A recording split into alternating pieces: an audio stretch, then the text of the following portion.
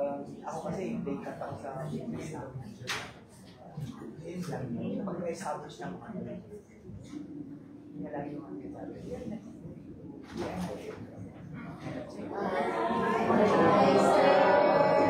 Welcome to Manila. Kumusta kayo? Kumusta kayo? Hi. Ito po ang provincial information officer. Hi, kumusta kayo? Halika. Hi. Oo. Pero may konti na kami. Uy! Tinalaklo sa parang notebook cover siya. Oh, thank you. Thank you very much. Maupo kayo. Saan kayo galing? I mean, like today, after this, before this. First. So, how long you're going to stay in Manila? We fly out Sunday. Sunday, so you still have Saturday, which is a very good day that you can go around the city. One, go to Intramuros, especially Fort Santiago.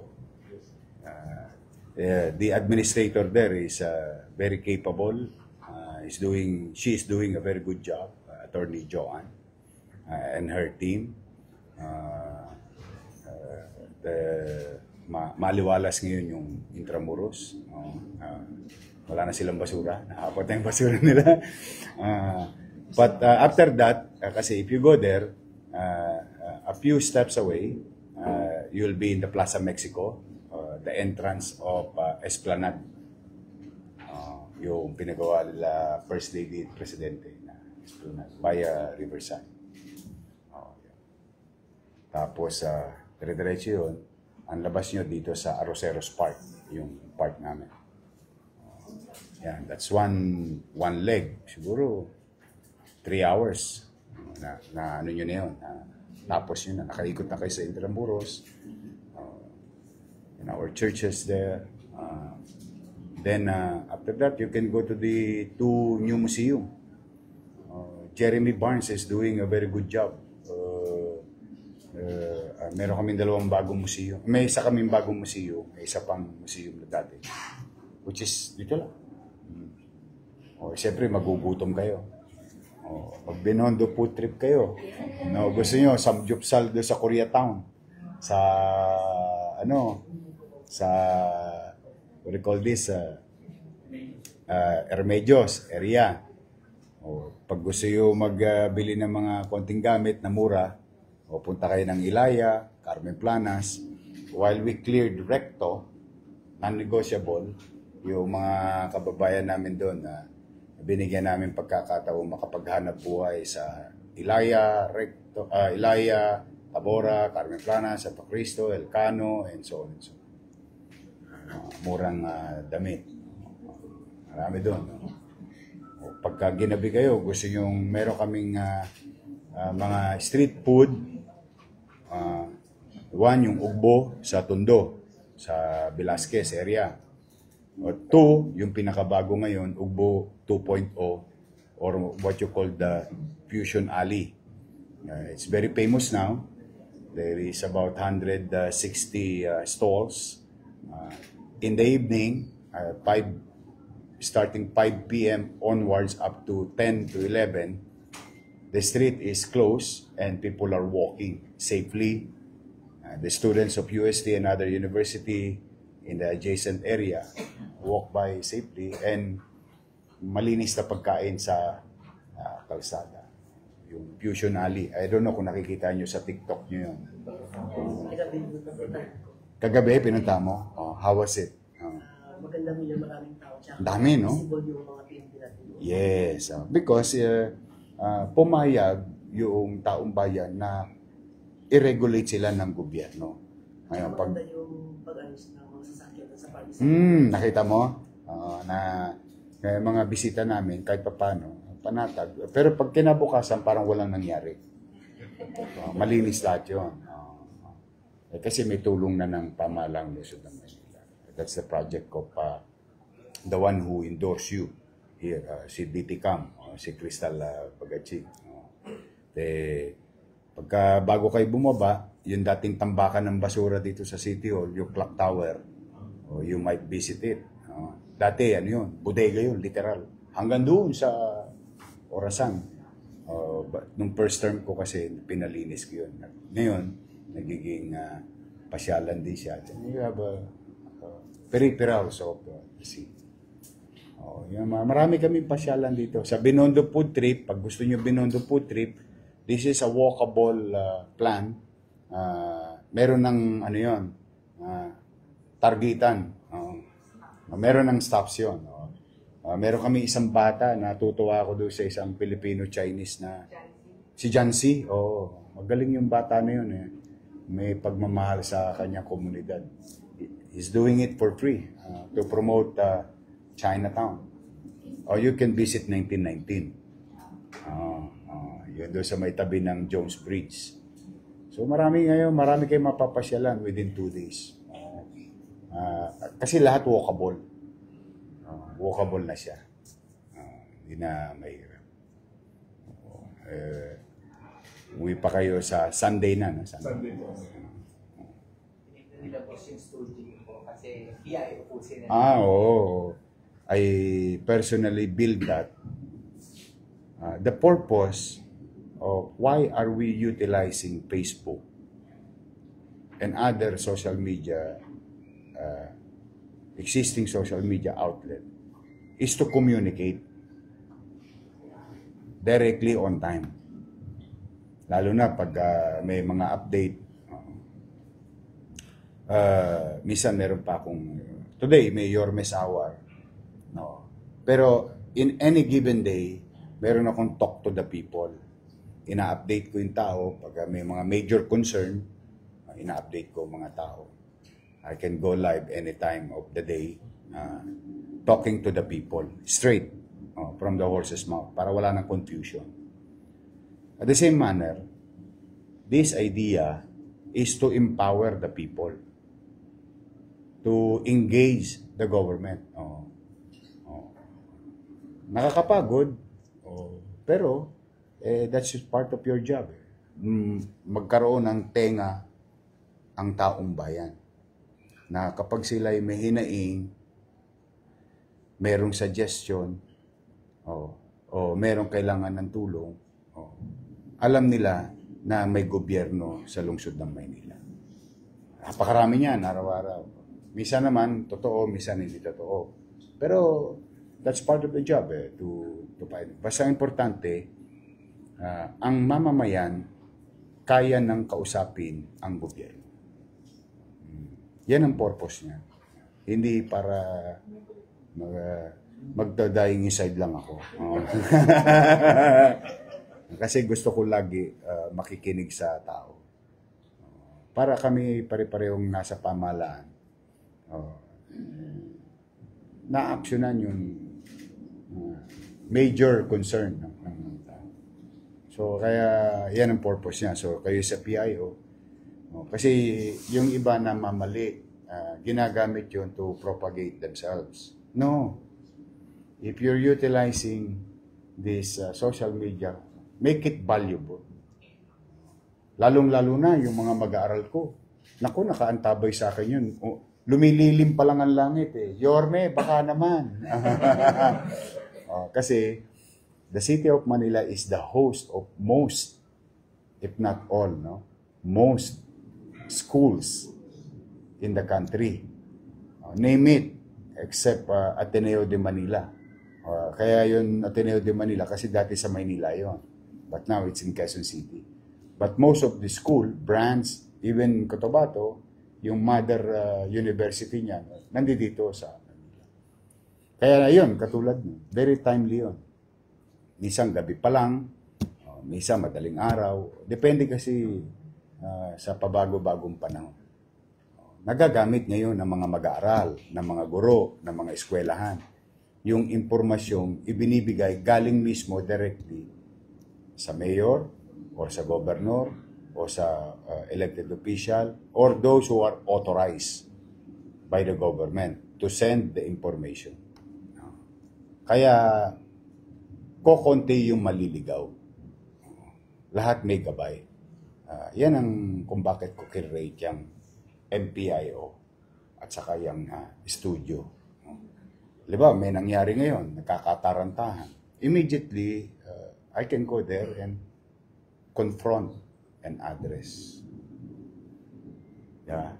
So, ang tao ngayon, in fairness naman sa mga taga Maynila, most of it sinishare nila sa kapwa nila, sa kamag-anak nila. Pati naman yung mga immigrant, pati yung mga OFW. Anong noon? Yung kamag-anak nila dito. Pino-forwardan nila. Uy, may ano dyan. May ganito. Yan ang purpose ng MPIO. Na wala nang iba. Kaya marami na mamali dyan na yung ginagamit yun as propagation. Dapat it has to be a tool for service. In this form, communication. Mas engaged ka sa taong bayan, mas nararamdaman ni Juan de la Cruz, ay, pinakinggan ako ng gobyerno. Pati kable to, ng kuryente, imbornal, tumpok ng basura. These are simple things. But it matters to the people. It matters to them. Kaya marami ako nahuhuling suspect. Kasi yung mga tao nabibidyohan. Takot naman silang i-post. Di ba? Papadala sa akin. Madadali namin ngayon. Masusundan na. Kaya mabilis ang namin. Tumaas kami by 9.2% ang crime solution effort ng city. Nung naibalik ulit yung engagement sa taong bayan. Kasi pag pinoproteksyonan mo yung impormasyong ipinagkakaloob sa iyo ng taong bayan. Hindi niya napapansin pag nagyoyo. Ayon sa report ng isang netizen. Hindi namin pinapangalanan. Diba? Unless gusto niyang kilalanin namin siya, we mention their name. But generally, we protect the people who inform us to be a better government. Help us to be a better government. Itinatago namin yung kanilang pagkakakilanlan. Kaya usually, yan sinasabi ko, yung request ng mga netizen, that can be 2 or 3, it can be 1, or it can be hundreds. Makikita mo naman yun yung messenger. Kaya komportable silang nag-aabiso sa akin. Nagbibigay ng impormasyon. Kasi alam nila, hindi naman sila nalalagay sa Pati kapitbahay nila, sinusumbong nila. Yorme, itong kapitbahay ko, lumalagpas na yung yung tolda, yung ganyan-ganyan. Masyado na magulo rito, masikip na sa iskinita namin. Yorme, yung kanal dito. Tapos bibigyan niya ng picture. The picture, I'm going to send to a particular agency, which is in this engineering and DPS. Pag-forward ko sa kanya, may before and after. Ngayon, kung ikaw yung nagsumbong, kung ikaw yung nag-complain, ikaw yung humingi ng tao, mababasa mo rin yun. Ay, pakinggan ako ng gobyerno. Yan ang purpose ng API. Wala, sa sa messenger. Sa messenger, buksan nyo lang yung messenger. Kailangan lang, aalagaan nyo lang yung mga messages ng tao. Marami naman dong coops, no? Yung mga talagang may ginawang mundo na talagang hindi napapabilang sa maayos na pamayanan. Pero yan, disregarded. Yung kala sa mga, makikita mo naman yan. Naman yan. And dali, araw-araw lang naman. Uy, kanal, mabilis to. Padala. Gob. Mayor. Padala si, sipsipin na lahat ng burak. So immediately, the following day, yung poste, nakagano. Tawagan ng Meralco, city electrician, tawagan ng Meralco. 2 days after, diretso na ulit yun. These are simple matters, low-hanging fruit, doable, pero ang major goal is maramdaman ng tao na may gobyerno. Pa-isa-isa, pa-dalawa-dalawa. And before you know it, if you're doing it consistently, naturally, kasi marami sa taong bayan, sensible. Yung mga ingay-ingay sa internet, sila-sila lang din yun. Kasi may trabaho na ngayon eh. Oh. Ano tawag yan? Digital creator. Oh. Oh. Ayun na yun. Hanap buhay nilang mambwisit, hanap buhay nilang mangasar, hanap buhay nilang toxic. Good for them. I'm happy for them that they are surviving every day with the toxic life. But the general population, yung totoong tao, multiple individual. Totoo rin naman tao yun, kaya lang 100 yung account niya. So, isa lang yung tao. Oh. Yung 100 taong sensible, na alam nila hindi perfecto ang gobyerno, alam nila umaksyon ng gobyerno, alam nila tumutugon ng gobyerno. Mas marami yun. Mas marami yun. Yun na yan. Okay. I have 12:30. But thank you for dropping by. Thank you. I hope I shared something for you, and especially yung namamaling concept na ang creation of social media in government, o particularly ng office ng isang elected official, is not for self-propagation.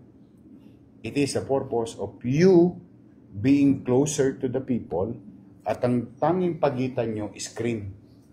Mamamayan at ikaw na nasa loob ng screen. Inilapit mo ang tao, inilapit mo ang sarili mo sa tao. Na-access ka ng tao. Nakakausap ka ng tao. Ito, wild question. No right answer, no wrong answer. Sa tingin nyo ba, sa nasasakupan ng inyong halal na bayan, sa 100,000 botante o mamamayan, ilan ang nakapasok sa Office of the Mayor sa isang taon? 100, 1,000, 2,000. Not everyone. Tama? 1, hindi sila maka-access.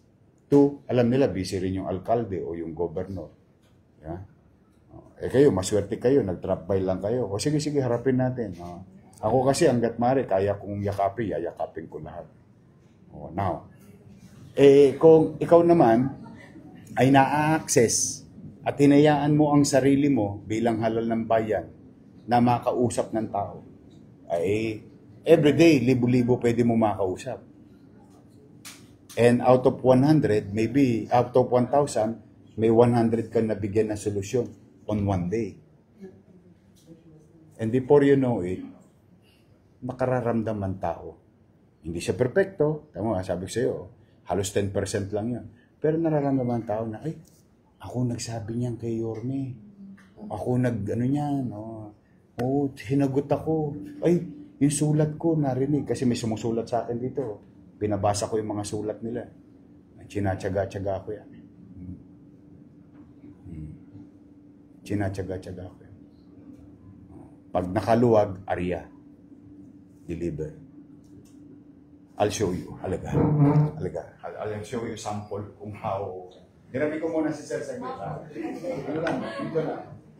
Para so yung social media, ito rin communication dito. I'll show you.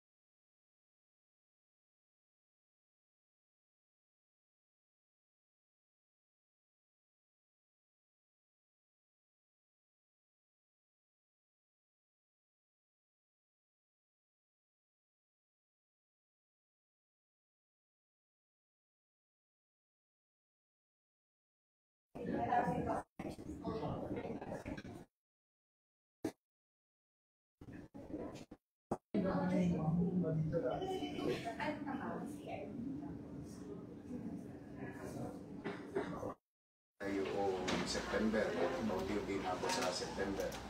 Papunta na ng October. Pag nakakaluluwag ako, lalabas na.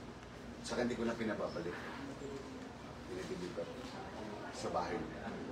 Tapos katulong mga konsihal, pinadeliver ko hanggang madaling araw. Yan, for delivery na yan. So another form of communication. Sumulat sa iyo, pinugunan mo. May personal notes. Oo, talaga yan. Hindi makakalimutan ng mga tao. Nakakapagod lang. Pero it's part of the job. Ayan, paubos na. Gusto ko kasi bago mag-December 31, lahat na puno na lang.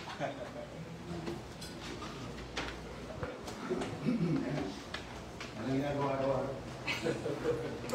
Office namin hindi mag-araw. Pero functional. Gusto naman kasi functional. Nandun ako sa sir.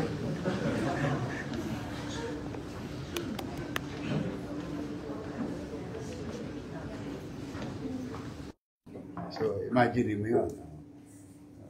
Kung nakapag-deliver kami ng 500 tugon,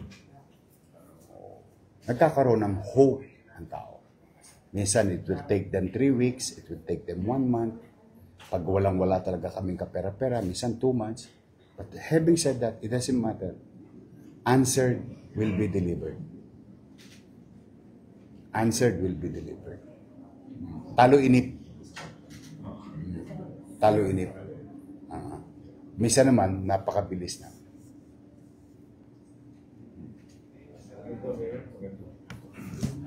Teka lang.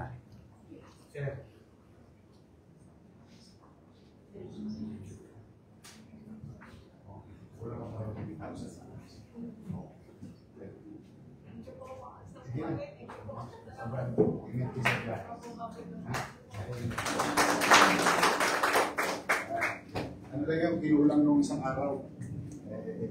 Papadala namin yun sa India eh. Medyo nagkaroon ng konting disparity sa presyo. Dollars kasi yun. Ano yun? Alis na yun. The day after tomorrow. 3 bata yun. Yun sa kanya na nagkakulang lang ng kaunti. Kailangan ng dollars kasi. Yun yung pinaoperahan natin lagi. Transplant. Biliary atresia. Which, itong si Director Gap Legaspi ng UP PGH, no? Yun, magaling yun. Successful yung first public hospital transplant ng biliary atresia. Yan, ayun, yun. Pinag-ipunan namin yun noong 2019-20. Tapos through the years, sa pagiging masinop ni Gap Legaspi, naitatag yung team. Ngayon naman, nakapag-opera more than a month ago.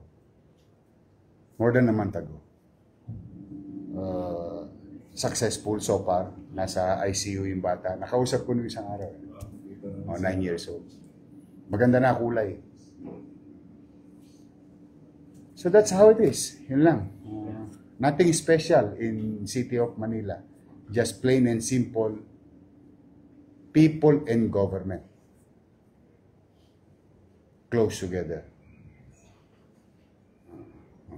You did actually, Mayor, yung reason bakit of all the LGUs na pinili din namin na dito mag-learning visit sa inyo. Kasi yun nga, talagang you're also a man of action, plus you're utilizing also social media para ma-inform, ma-empower yung mga tao. So, yun yung napag-usapan din namin. At saka maganda nun, libre. Kaya, Walang tosgas. Bandwidth ka lang. so, para maituloy din sa yung mga kung paano yung mga proseso, yung mga equipments. Madali na may equipment. Lalo ngayon, napakadali. Although, nung sinet-up yan, ako personally nag-set-up yan. Tapos through the years, natuto na sila lahat-lahat. Nasa pelikula ako nasa television ako. So, I know the requirements. Pati pag-iilaw niya. Lahat yan, design. Pero, i-transfer naman yung knowledge sa kanila na, itong mga bata. Sige, good luck sa inyo. Ha? Thank you for the time. Pwede ba magpa-picture sa inyo? Halika, yan. Yun ang inaantay nila. Halika.